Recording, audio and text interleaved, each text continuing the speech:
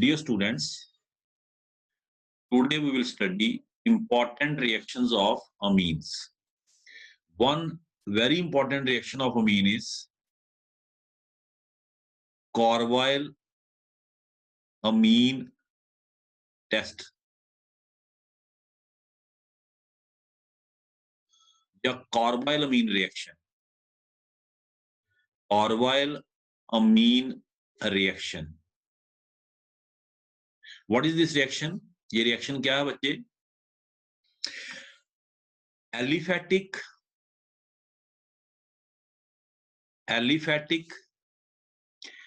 and aromatic. Primary amines. This is very important. Primary amines, when treated with chloroform in presence of alkali, they result in formation of a pungent smelling compound called as carbylamine. जब हम aliphatic या aromatic primary means को treat करते हैं किसके साथ? Chloroform के साथ, इन presence of alkali, they result in formation of a pungent smelling compound called as carbylamine, या जिनको हम आइसोसाइनाइड्स भी कहते हैं. Isocyanide, that is RNC, isocyanides. For example, primary amine ले लें हम RnH2 प्लस इसको ट्रीट करें क्लोरोफॉर्म से CHCl3, वार्म करना आपने इन presence of alkali, it result in formation of a pungent smelling compound called as carbylamine along with formation of potassium chloride and water. Because this reaction is given only by the primary mean, hence we call it carbylamine test or carbylamine reaction for primary mean. तो इस reaction को आप बच्चे use कर सकते to distinguish primary, secondary, to distinguish primary means from secondary and tertiary. This reaction की importance क्या है? This reaction can be used to distinguish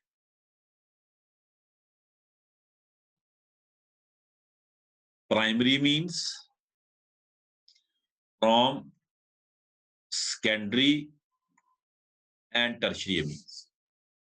ये सिर्फ प्राइमरी मीन ही देते हैं बच्चे टेस्ट. फॉर एग्जाम्पल, अगर मैं बात करूं एनिलीन की, एनिलीन भी ये रिएक्शन देगा क्योंकि वो भी प्राइमरी मीन है. It is also a primary mean.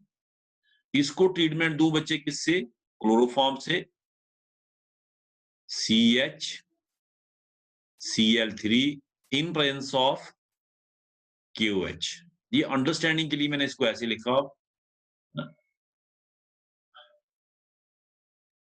ये निकल जाएंगे. हेल्प कौन करेगा? KOH.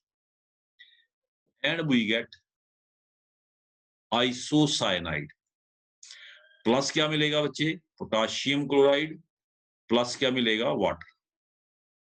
So this reaction is called as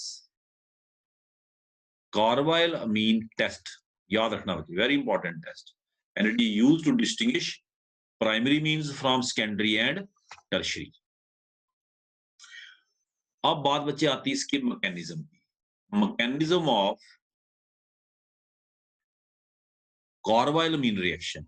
mechanism of carbylamine reaction.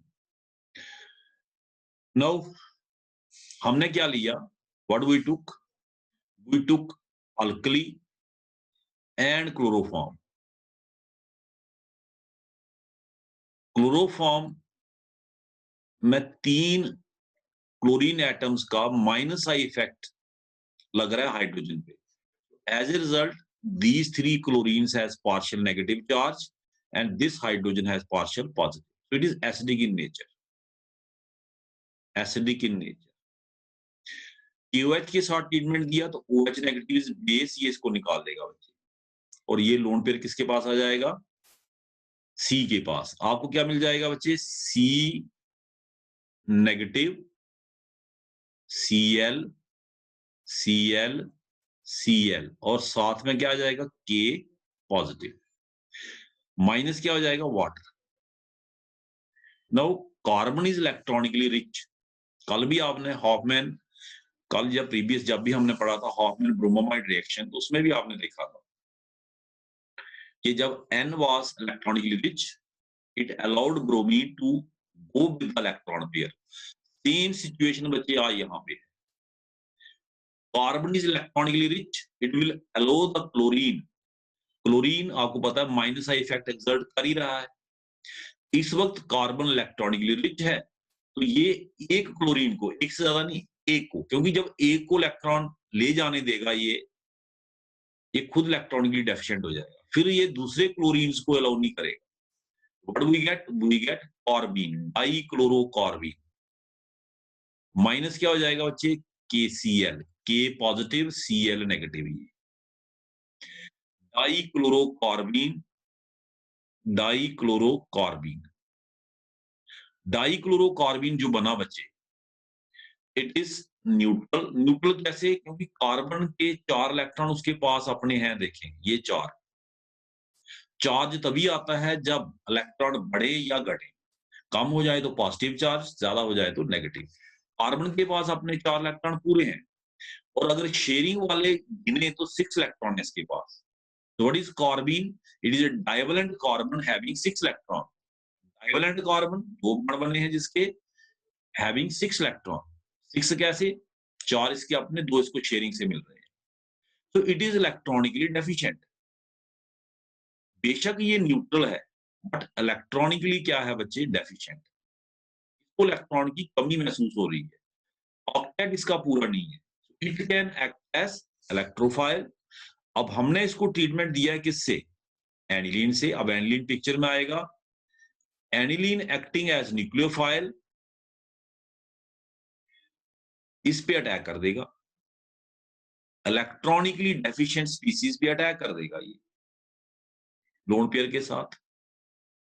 और आपको क्या मिल जाएगा बच्चे, आपको मिल जाएगा ये स्पीसीज NH2CCl। इसमें फायदा किसका हुआ, फायदा हुआ कार्बन का, सो इट इज नेगेटिव। नुकसान किसका हुआ, नाइट्रोजन का, so it is positive. We get this charged species. हमें क्या मिल गया बच्चे, ये charged species.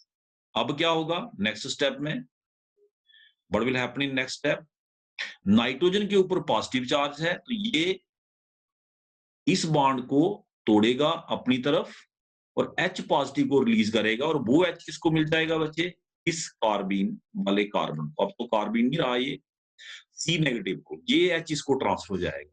And what we get this compound NH, ये इसका लोन पेयर बच्चे वापस आ चुका है इसके पास, और CHCl, ठीक है। अब आपको पता है nitrogen is electronically rich, chlorine electron withdraw करने की कोशिश कर रहा है, कार्बन को इलेक्ट्रॉनिकली डेफिशिएंट कर रहा है, तो नाइट्रोजन इसकी हेल्प के लिए निकलेगा ऐसे, ये इधर और क्लोरीन बाहर। तो आपको क्या मिल जाएगा बच्चे, देखें N double bond CH NH पर पॉजिटिव चार्ज, वाई पॉजिटिव क्योंकि इसने लोन पेयर दिया, और CH बच्चे CH नेगेटिव नहीं होगा क्योंकि उसने Cl को छोड़ दिया। अगर नहीं छोड़ता फिर नेगेटिव होना था, इट रिलीज्ड Cl, जैसे ही नेगेटिव हुआ इसको इलेक्ट्रॉन मिले, इसने Cl को लो कर दिया, एंड वी गॉट दिस। अब क्या होगा, आपको दिख रहा है, again it will lose H to neutralize positive charge on nitrogen, और आपको क्या मिल जाएगा बच्चे, you will get this compound N with lone pair double bond CHCl। फिर नाइट्रोजन वही गलती करेगा जो यहाँ पे की, Cl इलेक्ट्रॉन विथड्रॉ कर रहा है कार्बन से, और कार्बन की हेल्प के लिए आएगा लोन पेयर, और जैसे ही हेल्प के लिए आएगा क्लोरीन बाहर, इलेक्ट्रॉन विथड्रॉ इफेक्ट है इसका। आपको क्या मिल जाएगा बच्चे, आपको मिल जाएगा ये compound N triple bond C, और इसके ऊपर कौन सा चार्ज है बच्चे, पॉजिटिव, और यहां पे क्या लगा है बच्चे, H, ये H, तीसरा बॉन्ड बन गया। मीडियम में बच्चे बेस पड़ा हुआ है, देखिए OH नेगेटिव। आपको नहीं लगता कि नाइट्रोजन के ऊपर अगर पॉजिटिव चार्ज है तो कार्बन को वो तंग करेगा, वो इलेक्ट्रॉन विड्रॉ करेगा कार्बन से। कार्बन किससे करेगा, H से। तो H यहाँ पे क्या हो जाएगा, एसिडिक। H यहाँ पे क्या हो जाएगा बच्चे, acidic, because of positive charge on nitrogen. पहले तो देखें यहाँ भी पॉजिटिव चार्ज नाइट्रोजन के ऊपर आया, लेकिन इसने खत्म कर लिया by withdrawing electron from H, यहाँ भी आया। पर अब इसके पास कोई ऑप्शन नहीं नाइट्रोजन के पास, अब ये कार्बन को ही तंग करेगा स्ट्रांगली। तो कार्बन किसको करेगा, H को।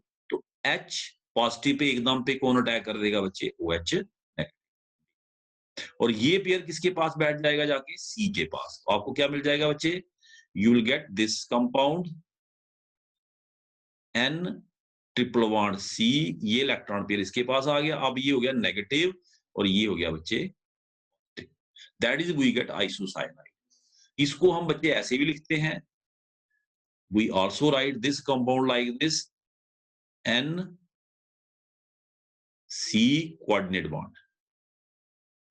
मतलब यही जो इलेक्ट्रॉन पेयर इसने दिया, ये वाला दिया ना, अगर हम इसको कोऑर्डिनेट फॉर्म में शो करें, इस इलेक्ट्रॉन को कोऑर्डिनेट फॉर्म में, कोऑर्डिनेट बॉन्ड फॉर्म में जैसे ये दिखाया, तो फिर नाइट्रोजन न्यूट्रल दिखेगा, है ना, फिर ये स्ट्रक्चर होगा NC। सो आइसोसाइनाइड को रिप्रेजेंट करने के दो तरीके हैं बच्चे, एक ये, ठीक है, एक ये, और N ट्रिपल बॉन्ड C, ये पॉजिटिव ये नेगेटिव। ये कैसे देखें, अगर हम कोऑर्डिनेट को कोवलेंट बना के शो करें, एक इलेक्ट्रॉन हमने नाइट्रोजन का किसको दे दिया, कार्बन को, तो नाइट्रोजन लूजर है तो पॉजिटिव चार्ज, कार्बन गेनर है तो नेगेटिव। यहाँ पे जब हम कोऑर्डिनेट बॉन्ड शो करते हैं, मतलब हम दिखा तो रहे होते हैं कि इलेक्ट्रॉन नाइट्रोजन दे रहा है, पर दोनों इलेक्ट्रॉन किसके पास रख रहे होते हैं, नाइट्रोजन के पास। सिर्फ शो कर रहे हैं कि दे रहा है, सिर्फ शो कर रहे हैं, इसलिए नाइट्रोजन न्यूट्रल दिखाते हैं हम। लेकिन जब इसी को हम कोवलेंट बना के शो करते, तो ये परमानेंट लूजर हो गया, क्योंकि इसका इलेक्ट्रॉन अब कार्बन के पास दिखा रहे हैं हम। पहले हम इसको ऐसे दिखा रहे हैं कोऑर्डिनेट फॉर्म में, तो नाइट्रोजन न्यूट्रल। जब हमने इधर को शिफ्ट करके पूरा दिखा दिया, इट इज पॉजिटिव, इसको गेन हुआ तो इट इज नेगेटिव। वैसे भी आपने पढ़ा होगा बच्चे कि once a coordinate bond is formed, it is just like a covalent bond. जब कोऑर्डिनेट बॉन्ड बन जाता है तो बच्चे ये जस्ट लाइक क्या होता है, कोवलेंट बॉन्ड। ये था मैकेनिज्म ऑफ कार्बाइलअमीन रिएक्शन। फिर से रिपीट करूंगा, क्लोरोफॉर्म का H एसिडिक है, OH नेगेटिव ने इस पे अटैक किया, we got this carbanion. Carbanion electronically rich है, इसने क्लोरीन को इलेक्ट्रॉन पेयर ले जाने दिया, we got the carbene. Carbene is electronically deficient. इसके ऊपर अमीन, प्राइमरी मीन के लोन पेयर ने अटैक किया, and we got this compound. N के ऊपर पॉजिटिव और C के ऊपर नेगेटिव। N ने अपने पॉजिटिव को कैसे खत्म किया, भाई using H positive, OH transfer हो गया C नेगेटिव के पास, and we got this compound. Lone pair carbon की हेल्प के लिए आया, क्योंकि उसको क्लोरीन तंग कर रहे हैं, है ना। तो जैसे ही ये हेल्प के लिए आगे बढ़ा, क्लोरीन भाग गया, कार्बन इलेक्ट्रॉनिकली रिच हुआ थोड़ा सा, क्लोरीन भाग गया, and we got this compound. जैसे ही नाइट्रोजन इलेक्ट्रॉन पेयर दिया, एक पॉजिटिव चार्ज हो गया, इसने H छोड़ के अपना पॉजिटिव चार्ज को खत्म किया, एंड वी गॉट दिस। फिर इसके पास लोन पेयर आया, फिर ये गलती किया, सेम गलती रिपीट किया जो यहाँ की थी। फिर क्लोरीन को फायदा हुआ, क्लोरीन भाग गया, -Cl नेगेटिव। अब यहाँ पे आके रिएक्शन थोड़ा सा डिफरेंट हो गया, नाइट्रोजन के पास पॉजिटिव चार्ज है, अब ये अपने पॉजिटिव चार्ज को खत्म नहीं कर सकता है, ये कार्बन को तंग कर रहा है, कार्बन H को। तो H के ऊपर कौन अटैक कर देगा बच्चे, OH negative, because it has become acidic in nature, and finally we get the isocyanide. तो आप देख सकते हैं कि आइसोसाइनाइड तभी बन सकता है अगर प्राइमरी मीन, सेकेंडरी मीन हो तो आइसोसाइनाइड फॉर्मेशन पॉसिबल नहीं है। So this reaction is called as what, carbylamine reaction, and it is used to distinguish primary means from secondary and tertiary। ये था बच्चे कार्बाइलमीन टेस्ट। नेक्स्ट है बच्चे very important reaction, reaction with nitrous acid, HNO2, nitrous acid. Nitrous acid के साथ reaction, इसको हम बच्चे सोडियम नाइट्राइट एंड HCl भी कहते हैं। और इस रिएक्शन को भी हम यूज करते हैं to distinguish primary amines from secondary and secondary from tertiary, तीनों को यूज होता। कल को आपको एग्जाम में आ जाए, how will you distinguish primary, secondary and tertiary mean, so this reaction can be used. Reaction with nitrous acid in presence of HCl or sodium nitrite and HCl. अगर आप बच्चे सोडियम नाइट्राइट और HCl भी डालेंगे, अब भी बच्चे देखें पहले क्या बनना, नाइट्रस एसिड HNO2 प्लस क्या बनना बच्चे, NaCl। अब पहले बात करते हैं बच्चे primary amine, how primary amines react with nitrous acid and HCl। Primary amines में भी बच्चे याद रखें, aliphatic and aromatic amines react in different way. तो पहले बात करते हैं बच्चे aromatic amines. When aromatic amines are treated with, this is aromatic amine, primary amine, are treated with nitrous acid in presence of HCl, they form diunium salt। और temperature condition इसमें बड़ी important है, 273 टू 278 केल्विन के बीच में maintain करना, that is 0 degree से लेके 5 degree Celsius तक। अगर आप टेम्परेचर बढ़ाते हैं, नीचे ये बढ़ेगा नहीं, टेम्परेचर ऊपर ले जाते हैं तो आपका जो डायोनियम सॉल्ट है वो ब्रेक हो जाएगा। ठीक है, तो this is very important. Loss of water बच्चे, लॉस ऑफ वाटर, और आपको क्या मिलेगा, N डबल बॉन्ड NCl। ये देखिए वही नाइट्रोजन क्लोरीन अटैच है, तो नाइट्रोजन वही चीज कर रहा है जो वहां पे प्रीवियस रिएक्शन में आपने देखा। And what do we get, N triple bond N positive Cl negative, that is benzene diazonium chloride. So we get benzene diunium chloride. This is the final product. ये बनेगा बच्चे, बेंजीन Cl नेगेटिव सारी। ठीक है, ये डायोनियम salt आपके syllabus में इसी यूनिट में अलग से है, इसका कंप्लीट मैकेनिज्म मैं वहां करवा दूंगा, डायोनियम सॉल्ट कैसे बनते, कंप्लीट मैकेनिज्म, क्योंकि आपके सिलेबस में इसकी प्रेपरेशन है। तो आपने क्या देखा कि एरोमेटिक अमीन्स को अगर हम नाइट्रस एसिड एंड HCl से ट्रीट करें, वी गेट डायोनियम सॉल्ट। लेकिन टेम्परेचर कंडीशन कितना बच्चे, 0 to 5 degree Celsius.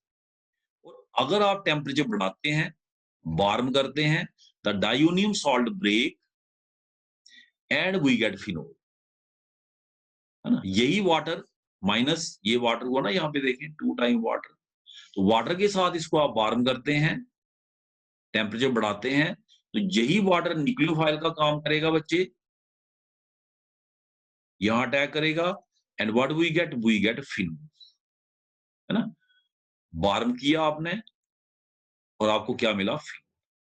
N triple bond N, that is nitrogen, plus क्या बनेगा बच्चे, H, वाटर जब भी अटैक करता H पॉजिटिव छोड़ता, H positive Cl negative, that is we get HCl। HCl एक किस्म से कैटलिस्ट का काम, अगर पूरा रिएक्शन देखना हो तो फर्स्ट स्टेप में यूज हुआ, दूसरे स्टेप में बाहर आ गया, है ना। HCl एक्टेड एज कैटलिस्ट, तो वी गेट फिनोल्स। फिनोल कब बनने पर, अगर टेम्परेचर आप 5 डिग्री से ऊपर ले जाते हैं। डायोनियम सॉल्ट एलिफैटिक अमीन के स्टेबल नहीं होते बच्चे। What is the reason, reason क्या है इसका, एरोमेटिक अमीन और एलिफैटिक अमीन के डायोनियम सॉल्ट में क्या फर्क है। एरोमेटिक अमीन के डायोनियम सॉल्ट में बच्चे रायोनेट्स है, देखिए दिस इज रायोनेट्स, जिसकी वजह से ये बन रहे हैं। इधर देखें बच्चे, पॉजिटिव Cl नेगेटिव, ये दिख रहा है आपको, pi sigma pi, pi sigma pi, ये पाई पाई कंजुगेशन, वो चीज आपको एलिफैटिक अमीन में नहीं मिलेगी। इसलिए मैं यहीं पे आपको बताना चाहता हूं, इसलिए जब आप एलिफैटिक अमीन को लेके ट्रीट करेंगे, किसके साथ, नाइट्रस एसिड के साथ, यहीं पे लिख देता हूं, एलिफैटिक अमीन, बी आ गया आपका बच्चे, एलिफैटिक अमीन, एलिफैटिक अमीन का रिएक्शन, एलिफैटिक अमीन,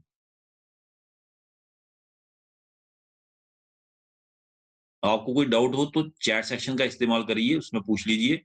एलिफेटिक अमीन जब आप ट्रीट करते हैं बच्चे, टेम्परेचर आप 0 to 5 भी रखें, तब भी आपको डायोनियम सॉल्ट नहीं मिलने, ये नहीं मिलना बच्चे। सीधा क्या मिलना, जैसे इसमें क्या मिला फिनोल, इसमें क्या मिलना चाहिए, आपके दिमाग में कुछ आ रहा है? क्या मिलना चाहिए बच्चे? अल्कोहल। तो directly we get alcohol. HCl को अब आप एरो पे लिखिए, क्योंकि जब फिनोल बना तो आपने देखा कि HCl एक्टेड एज कैटालिस्ट, तो HCl को प्लस यहां लिखने की जरूरत नहीं है।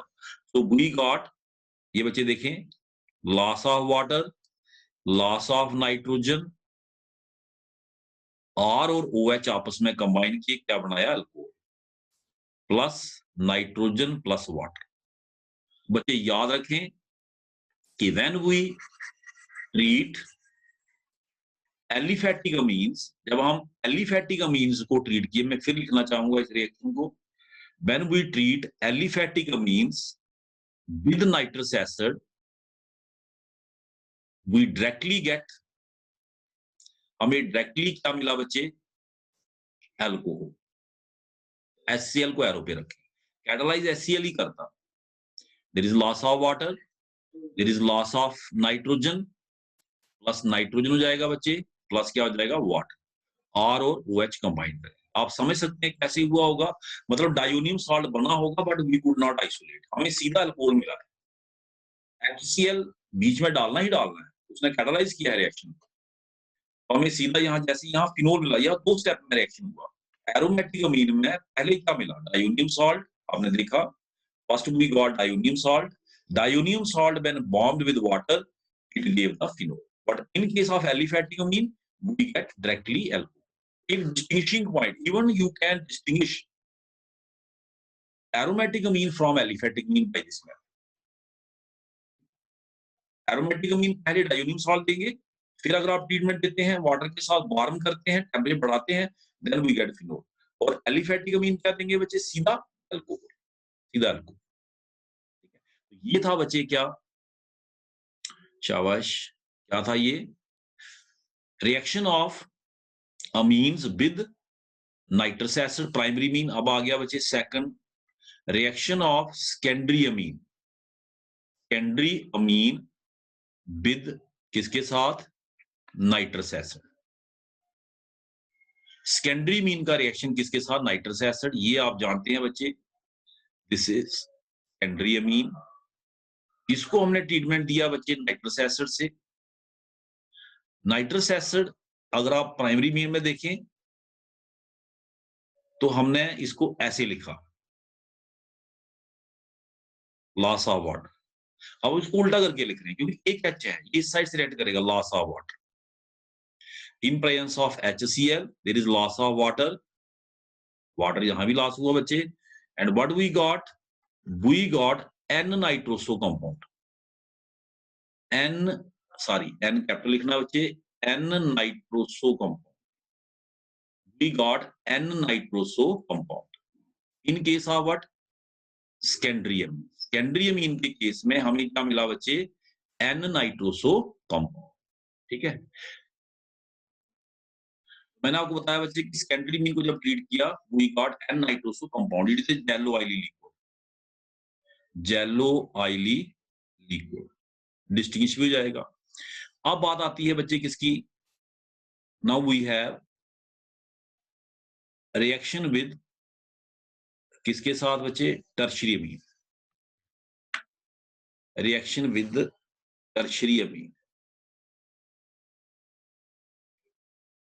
टर्शियरी अमीन बच्चे ये है R3N, टर्शियरी अमीन R3N। अगर तो कहता है कि हमारे पास एरोमेटिक टर्शियरी अमीन है, ये जैसे एरोमेटिक टर्शियरी अमीन।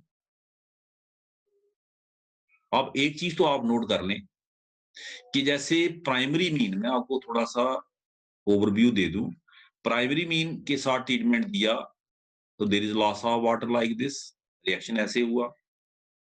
सेकेंडरी मीन के साथ रिएक्शन किया, there was loss of water like this. Nitrous acid के साथ रिएक्शन जब हुआ, अब इसके पास है नहीं कोई H, there is no H, फिर रिएक्शन कैसे हुआ? अब देखें टर्शियरी मीन ने क्या किया, अब यहाँ पे रिएक्शन नहीं कर पा रहा टर्शियरी मीन, तो इसने अपनी नाइट्रोसेशन करवा दी। So it form para nitroso derivative.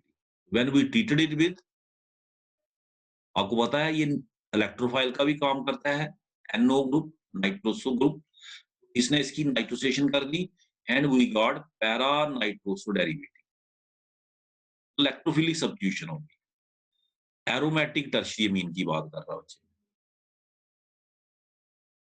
ऐसे para nitroso derivative, so there was nitrosation and we got para nitroso derivative which is resonance. इसमें रेजोनेंस बहुत ज्यादा है बच्चे, यहां से शुरू होती है ऐसे ऐसे और यहां तक, हाईली स्टेबलाइज, ठीक है बच्चे। तो इसने नई चीज कर दी, रिएक्शन विद टर्शियरी मीन, पहले आ गया aromatic, so aromatic tertiary amine what they did, aromatic tertiary amine ने क्या किया बच्चे, nitrosation, para nitroso, para nitrosyl derivative, para derivative. अब बात आती है बच्चे किसकी, ये तो हो गया एरोमेटिक टर्शियरी मीन, तो अगर एलिफेटिक हो तो एलिफेटिक अमीन में क्या हुआ बच्चे, सिंपल एसिड बेस रिएक्शन, जैसे मैं सपोज करो ट्राई मिथाइल अमीन ले लेता हूं,